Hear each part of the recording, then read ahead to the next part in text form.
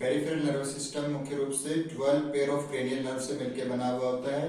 तो ये 12 pair cranial nerves हैं, जिसके अंदर सबसे पहली है olfactory, then optic, then oculomotor, then trochlear, then trigeminal, then abducens, then facial, then vestibular cochlear, then glossopharyngeal, then vagus, then accessory and last 12th hypoglossal.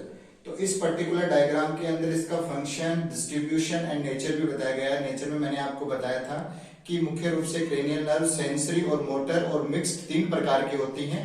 सबसे पहली जो है ओल्फैक्टरी जो नर्व है, उसका मुख्य कार्य होता है सेंस ऑफ स्मेल।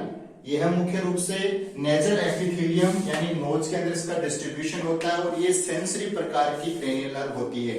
दूसरी है ऑप्टिक क्रेनियल नर्व, जो मुख्य रूप से साइट सेंसेशन का कार्य करती है और यह रेटिना ऑफ द आई में डिस्ट्रीब्यूशन होता है इसका, और यह भी सेंसरी प्रकार की नेचर में होती है। थर्ड है ओक्यूलोमोटर।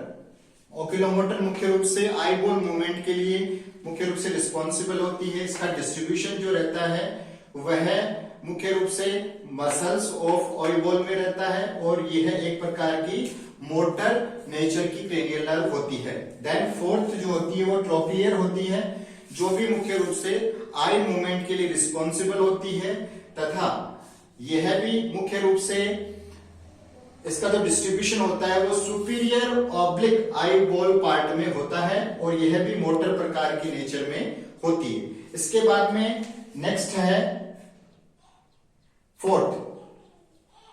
Fifth trigeminal. ट्राइजेमिनल का मुख्य रूप से जो फंक्शन होता है वो फेस, सेंसरी और मोटर जो भी फेस की एक्टिविटीज होती हैं उसके अंदर होता है। मुख्य रूप से यह आईलिड्स, लिप्स, इस पर्टिकुलर एरिया में इसका डिस्ट्रीब्यूशन होता है और यह sensory plus motor mixed nature की होती है क्रेनियल नर्व।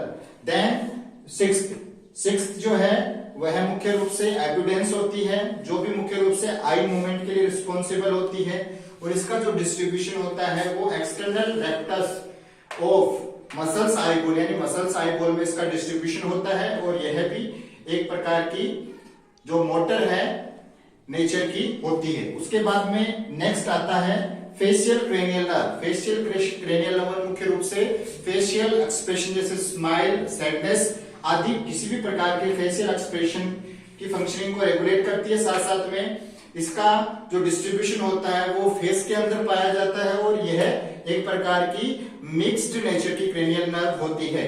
उसके बाद में जो नेक्स्ट एट जो होती है वो वेस्टिबुलर कॉक्लियर क्रेनियल नर्व होती है, जो मुख्य रूप से ईयर के अंदर इसका डिस्ट्रीब्यूशन होता है। यह हियरिंग और बैलेंस कैपेबिलिटी को परफॉर्म करती है और एक प्रकार की सेंसरी नेचर की क्रेनियल नर्व होती है। देन 9 जो है वो ग्लोसोफेरेंजियल नर्व होती है, जो इसका जो फंक्शन होता है वो टंग और थ्रोट से रिलेटेड होता है और इसका जो डिस्ट्रीब्यूशन होता है वो फेरेंक्स और टंग मसल्स पे होता है और यह भी मिक्स्ड प्रकार की क्रेनियल नर्व होती है। इसके बाद में वेगस नर्व, जो मुख्य रूप से पैरासिम्पैथेटिक जो फंक्शनिंग होती है, बॉडी की इंटरनल जो फंक्शनिंग होती है उसको परफॉर्म करती है। इसका डिस्ट्रीब्यूशन लैरिंक्स में, हार्ट में, लंग्स में, इसोफेगस में होता है। इसके साथ साथ में यह भी मिक्स्ड प्रकार की क्रेनियल नर्व होती है।